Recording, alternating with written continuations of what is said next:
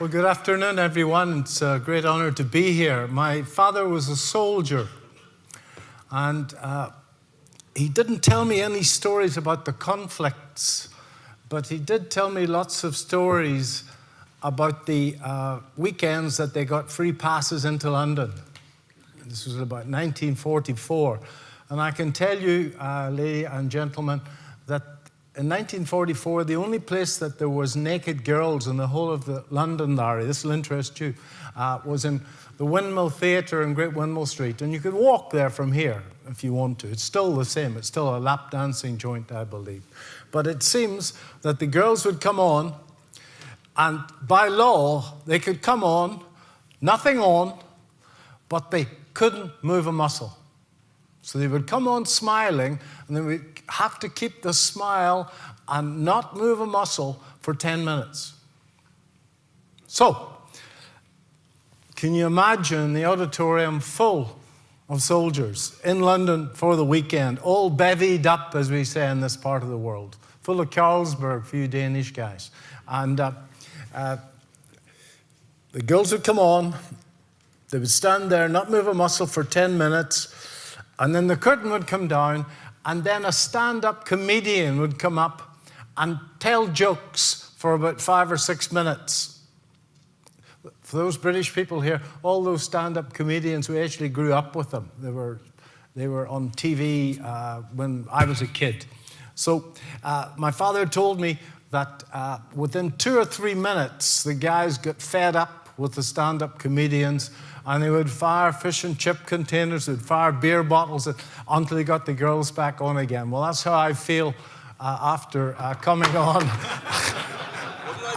after these two guys. So I hope that you don't chuck any San Pellegrino bottles at me in the next few minutes. Folks, I've been trading a long time, not nearly as long as Larry, but I put on my first trade in October 1982. It was a winning trade. It was in South Africa. I was living in South Africa at the time. I went to South Africa to play professional rugby. Everybody says you're not big enough, but it's not the size of it. It's how angry it gets, folks. So I played rugby at the highest level. I'm nearly at international level. Didn't quite make it. But South African Breweries Trade was a winner. I worked while I worked at De Beers. I have a degree in engineering, an MSc in metallurgy, a PhD in mathematics, all of which is largely useless in taking money out of markets regularly, I may add.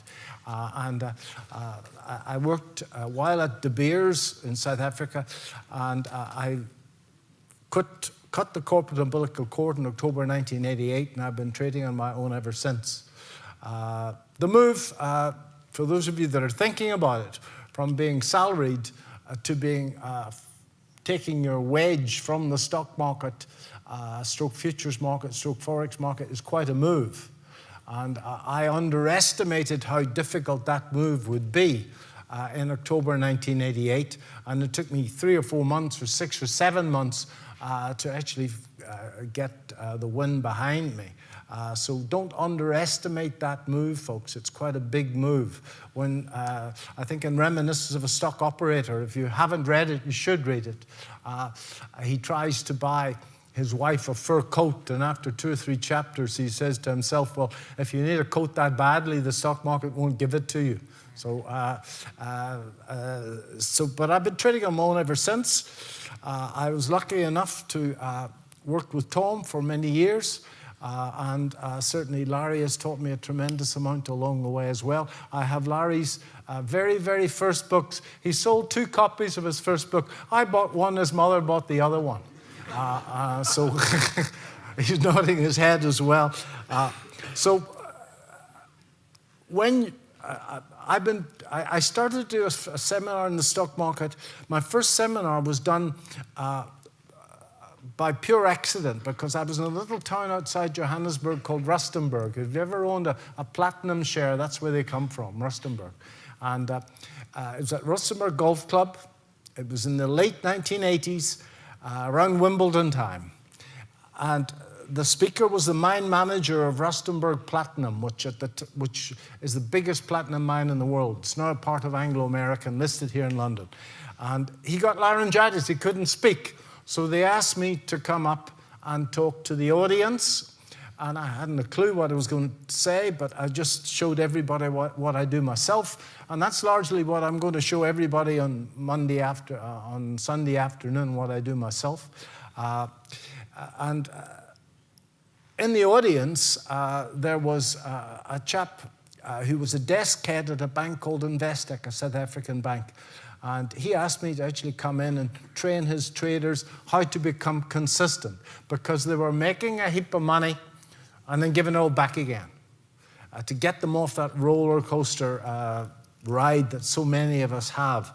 That went well, and I did my first big technical analysis seminar to a crowd in an auditorium like this at the University of Stellenbosch, just outside Cape Town, and that was in 1989. So where is Andrew? Andrew, yes, just close to where we first met. It's in Belleville, as you well know, University of Stellenbosch. And some of the notes and some of the charts that I'll be showing you on Sunday, the schematics, in fact, came out of that 1989 seminar. So I've been around the block for a long time. I've got the trades that I've got going at the moment. Maybe, Tom, can you pull them up, Tom? Yes. Gold. Not Bitcoin. Gold on a 4-hour chart. And folks, I take a more leisurely path in my dotage than these two gentlemen. The tail should never wag the dog. Just remember what this is all about. It's all about lifestyle, in my humble opinion. And I have no real interest in cars. I've done that. I have no real interest in flashy houses, because I've done that as well. And when you've got one of them, they're a bloody liability. But I love horses. So I have a weakness for horses. I have a horse on both continents. I've got one in South Africa, and I've got one here. 4 hours? 4-hour chart, yeah. This week I've been short of it twice. There. Sorry, Dave. Thanks. I got a laser point of that thing there. Oh, God, and you come. I know. So We've come on a bit, haven't we? Laser points are so bigger. I've been short of it twice this week, and the work that I'm going to present on Sunday is my cut on something that's 100 and 120 years old, made famous by a technician of yesteryear called Richard Wyckoff. Tom and I discussed this over the years. It's amazing how you start in this business with one methodology, and then you weave to dozens and dozens of other things, and you then come back to where you bloody well started. So I've been short of this week, if I can get my fat finger onto this thing without breaking it. I've been short of it from about here, and I rode it down to there, and I lost a little bit on as it pulled back on me. I got back into it again last night, and I've held it and still holding it. We shall see. As you can see, it in fact stopped at that low. And if you actually look at the volume in there, there was actually a bit of demand come into the market at that low. So looking at price and volume together is an edge, in my humble opinion.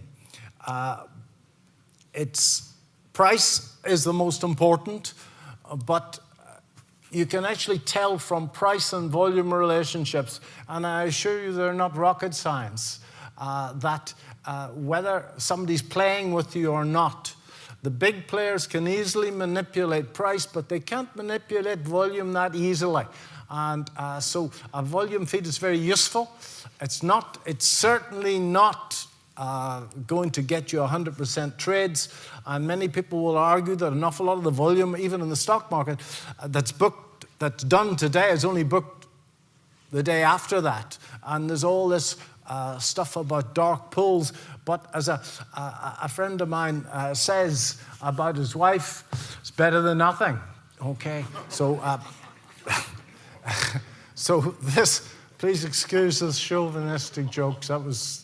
He's an ugly little fella about this size. I'm sure she says the same about him.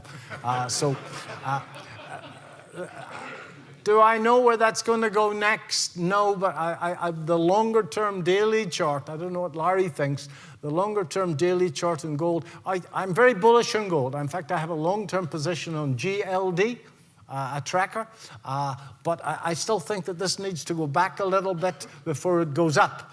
Because one of the tenets that Big Larry taught me here was that the best trades occur after the masses have been stopped out.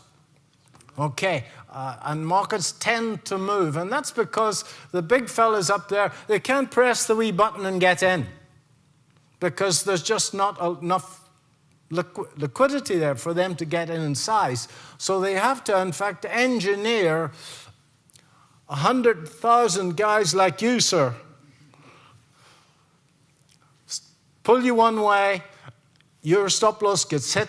That, in fact, sets off a sea of liquidity for them to get in. So even if you don't have the strength, or what I refer to jokingly as the testicular fortitude to buy at the level, if you can get in and you can see, using your cup here, you can see that lots and lots of people have been stopped out before you get in, then you're probably on the right side of the trade. The good trade's always the hard trade, always.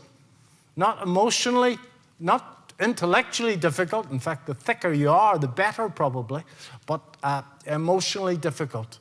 And one of the things that my very first desk head taught me, he was a sergeant in the Black Watch, which is a Glaswegian British Army regiment, not known for taking prisoners. He used to always say that when it's time to buy, you won't want to.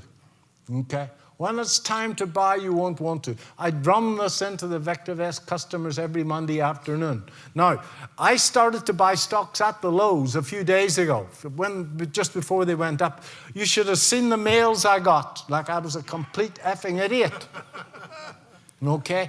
And March 2020, after the COVID thing, well, the COVID thing had just started here, and pretty much the day that Boris announced that we were going, I had to stay inside, that the market bottomed out that day. Again, I was buying stocks, bought my first stocks on March the 24th, 2020, and the mail that I got telling me I was a complete idiot was quite choice. I made a mistake once upon a time of putting my email address on a YouTube video. And since that, I get hundreds and thousands of emails telling me that I am a complete idiot. So Thomas, could we go to the S&P, please? Thomas? I'm so sorry, you didn't see what I just did. No, I didn't, no. I created a group for everyone in here so I could dispel information really quick. And I just wrote, didn't I say he was good? Smiley face. I didn't see it. I'm too doof to see it. Yeah, good. Doof is South African for thick. Okay. I want the S&P, please, on a 1 hour chart. Okay. Now, I think Larry pointed out well, I'll use Wyckoff terminology and you'll get it all on Sunday, but there was an upthrust in the S&P, and also the S&P, and especially the SPY, which is the tracker. I find the volume figures on the SPY exceptionally leading, much more leading than the volume figures that I get from the New York Stock Exchange. But you'll note that the S&P has been rising, the SPY has been rising over the last few days on markedly falling volume, much less participation. So I was looking for a short up around, thank you, sir, up around 4600. And you can see the 4600. It actually took, if we were to go to a daily chart, you see that there's a huge, maybe you should go to the daily chart, Tom, yeah. Can you see, you don't have to be much of a genius to see that there was a line running through the chart up there. You can see, if I can, yeah, Tom, thanks, mate. You can see there's a low, there's a couple of highs. That missed that by a point, I think. And we got this line, so we're now rising here. Now, where are we in this? God, I'll put on my Elliott hat for a moment. But I think that's 1, that's 2, 1, 2, and this is 3. 1, 2, 3, 4, and 5. I think we have another leg up here to take the highs out. We shall see. We shall see. But I was looking for a short somewhere up around there, especially as this thing was rising and falling volume. I'll show you the volume figures on Sunday. This was a marked divergence or non-validation in Wyckoff terminology, because we had a big, big bar on markedly lower volume, and that shouldn't happen. Okay, that's what Wyckoff called a non-validation. Those of you that have studied momentum divergences will know that the price rises and the momentum falls. That's not good. It's the same thinking, except that you're applying it to volume itself. So volume is very useful, and it can stop you getting mangled by those people that can manipulate the markets. I was looking for a short. So Tom, if we go back to the hourly, sir. Would you like a bit more info, I guess? Yeah, last night it wasn't easy. Today's was much better because we had a beautiful upthrust just here, and that fell very nicely. And I closed out the deal here at I don't know what that's for. Is it? 4.5. I closed at 4.516 because that was a 1.618 extension of the pullback. I closed it out a few minutes ago there. Now, last night, Wyckoff would have drawn in what he called a demand line, which in modern technical analysis is called a trend line, okay? And it actually broke the trend line between there, and then it went back and kissed it. And then we got this bar, which actually happened on big, big downside volume. And then all of a sudden it fell. So I was looking for an excuse to sell it up here, and that was the excuse. Not that good a trade. This was much, much better trade. But on the way up, we had some beauties. Lovely spring. Lovely spring. And if we go back a bit further, Tom. Yeah. Wee bit further, sir.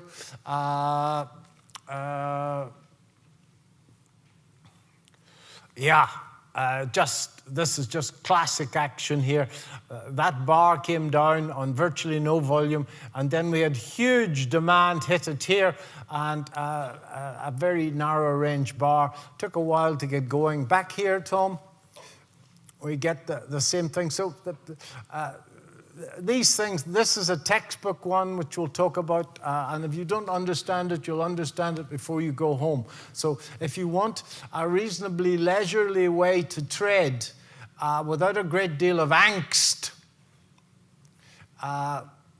then this will supply it for you. Mark Douglas, who I've never met, but I know Larry knew very well, and Tom knew him.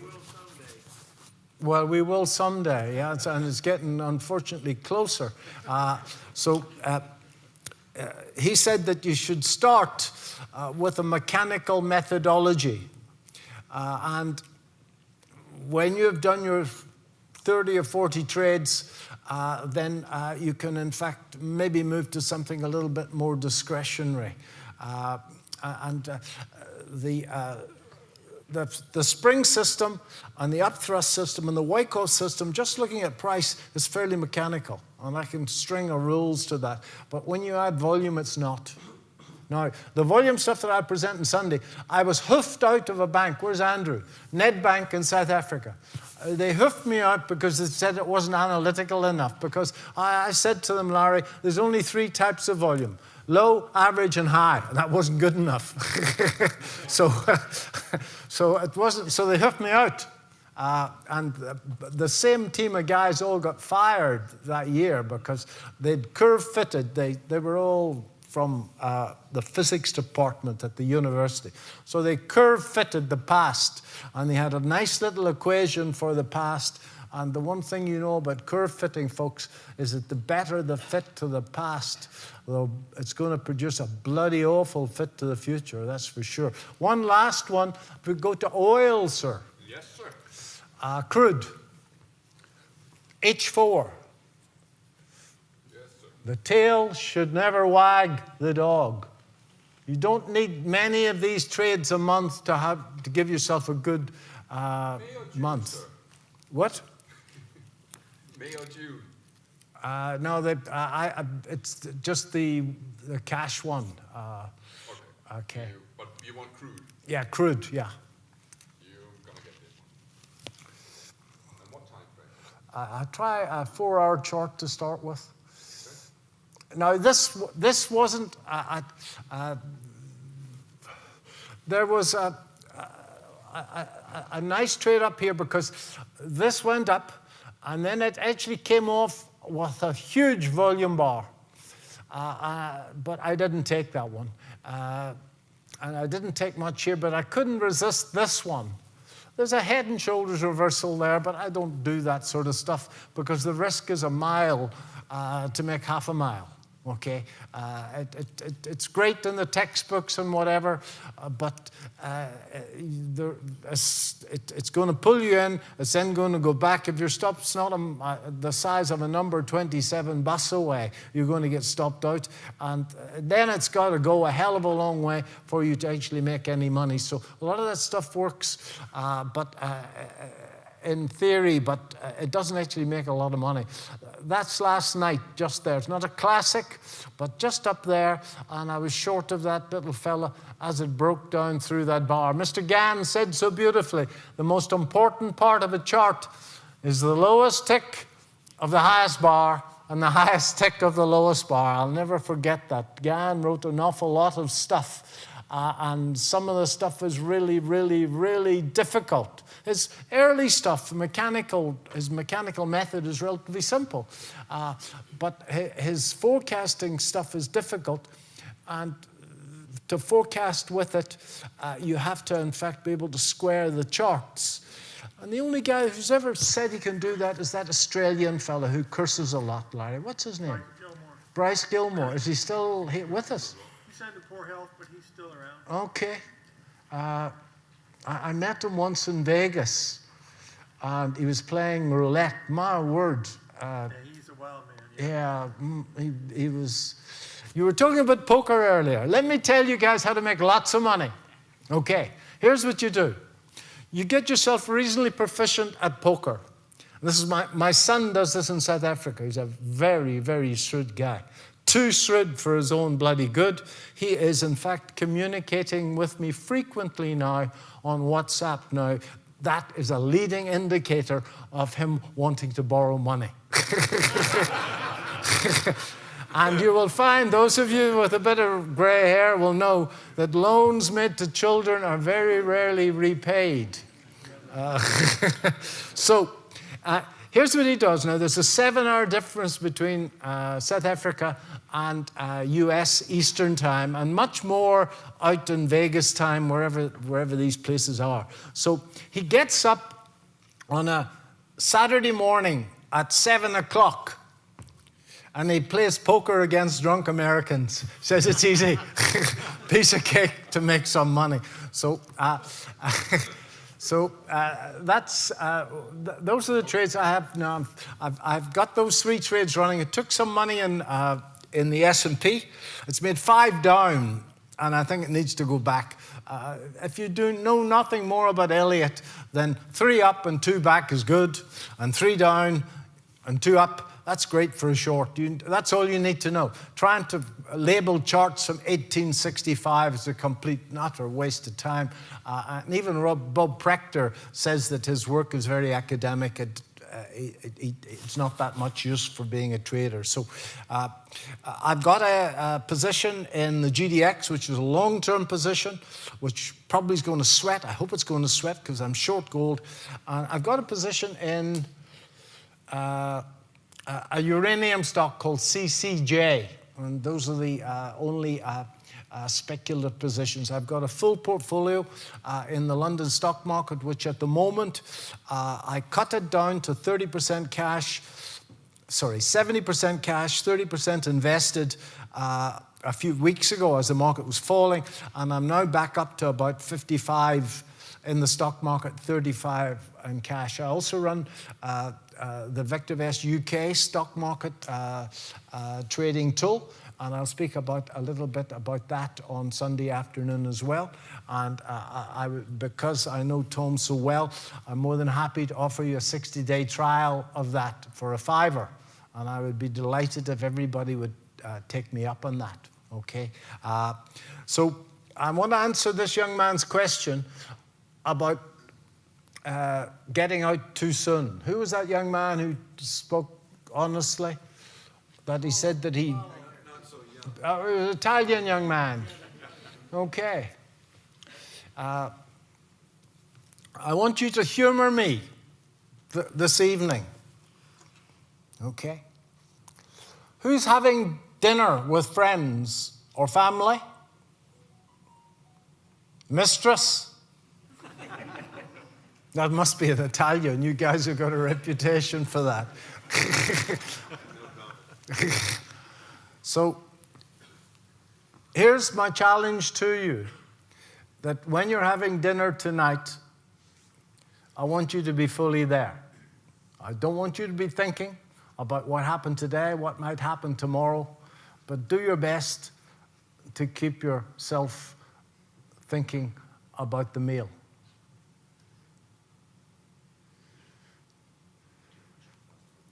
Try and think and just be aware of how long you can actually stay in the moment. I do this frequently. I live in Notting Hill in West London. So just my front garden is Kensington Gardens. So I walk around Kensington Gardens frequently. I'll walk around it tonight. No, hardly, a bit late now. And I've frequently said to myself, how long can I walk around here and not think of anything else? How can I stay in the moment? And one of the easiest ways to build presence, to be able to focus on what's happening now.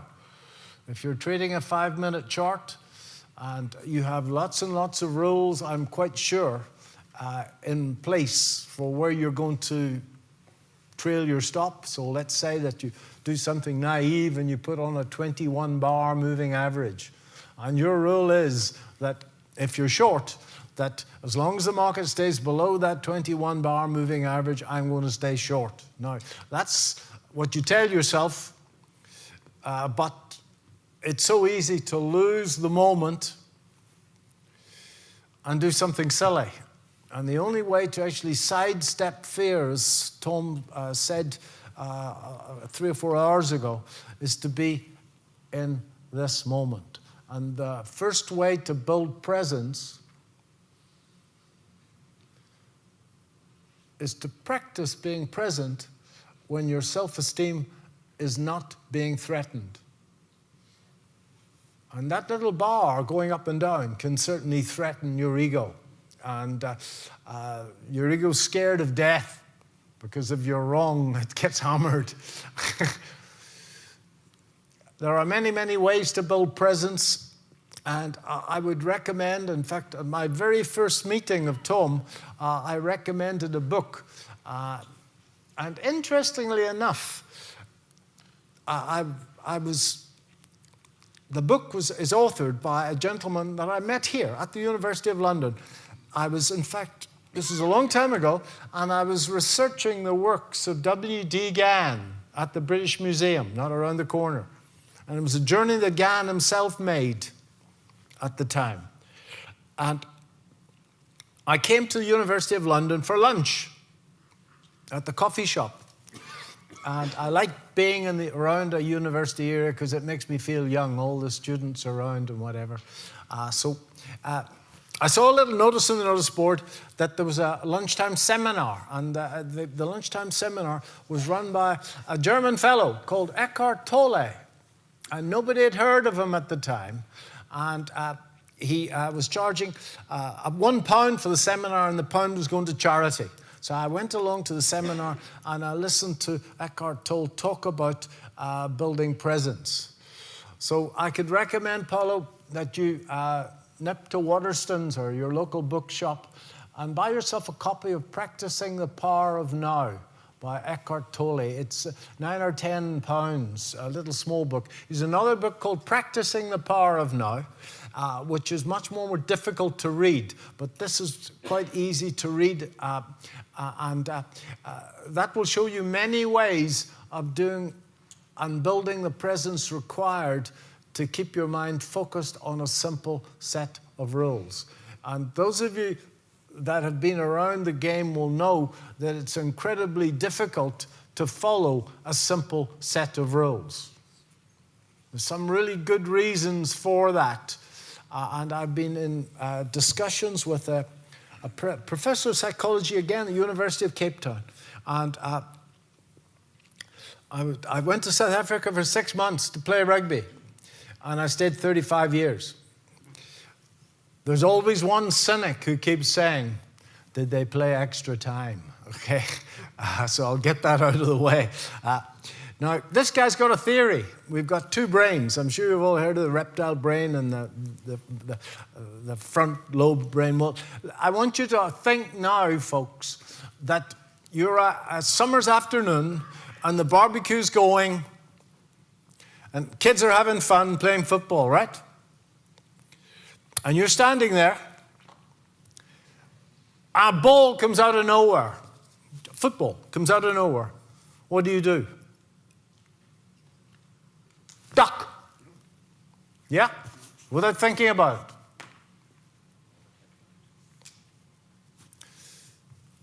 A similar situation,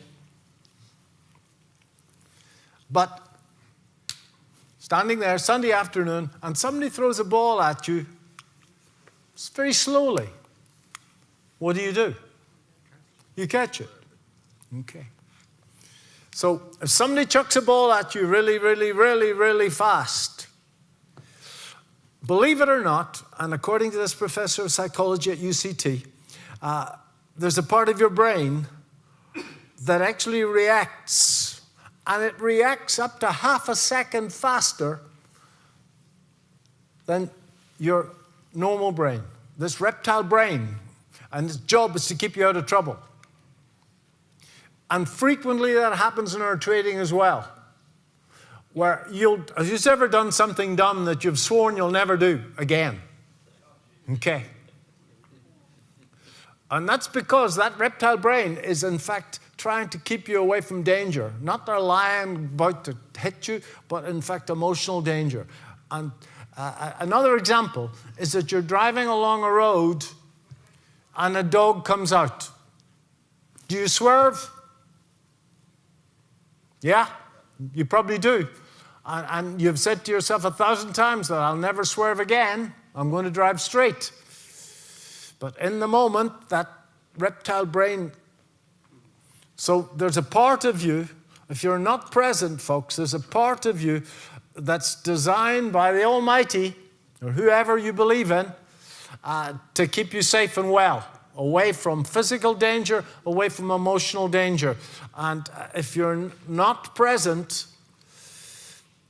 you'll find that you keep doing really, really, really dumb things. So when you're sitting in your trading desk, it's really, really important that you're totally and utterly there. Not thinking about the past, not thinking about the future, totally in that moment. And there are techniques that you can employ. I'm going to talk about some of them on Sunday afternoon, but I think that that $10 on Eckhart Tolle's little book, and he's got lots and lots of videos on YouTube as well, but the videos, in fact, don't match what he teaches in his book. It's $10. I think you'll find that it will give you a good return on that. So I think it's going to be a great weekend. I'm thoroughly looking forward to it. I'll be sitting up there all day tomorrow. If I can help anybody in any way, it'll be the greatest of pleasure to do so. And then I'll give it my best shot on Sunday afternoon with some very simple, but in my opinion, very powerful techniques that will make you consistent money. And then I'll do my best to try and show you how to manage those positions. And managing the positions is the most difficult bit because much of the stuff that we've been told simply doesn't work. And it takes a great deal of strength to make money quickly. But if you get it right and you practice it, then money will run at you relatively quickly. Any question? Oh, I need a volunteer. Need a volunteer for Sunday. This is for Sunday afternoon. I need one volunteer. I'm not going to make a fool out of anybody. Lady, let me see. What's your name? Belinda. Pardon? Belinda. Belinda. Yes. How are you? Are you doing well? Yeah, very well. That's great. That's great. Sorry about my rather chauvinistic remark a little while ago. Here's your job for Sunday whenever I finish on Sunday. I want you to stand up, because I'll forget. Stand up and say, if you're so bloody good at this, why are you still doing sodding seminars? Will you remember to ask that? Okay. Because you're all thinking that anyway. Okay. So I'll do my best to answer that on Sunday afternoon. And it's to do with being present, okay? Tom, I think that I've done, those are the 3 positions I have running. I'm going to, I let the gold and oil run until about 8 or 9 o'clock tonight, and I'm already out of the S&P 500. I want to tell them a funny story. And I want you to stay here while I tell them the funny story. About an hour ago, I walked up there and said, "Hey, Dave, do you want to go on a talk in 15 minutes?" Oh no, I only, no, maybe 10. maybe 10. We're coming up to the hour now. Well done.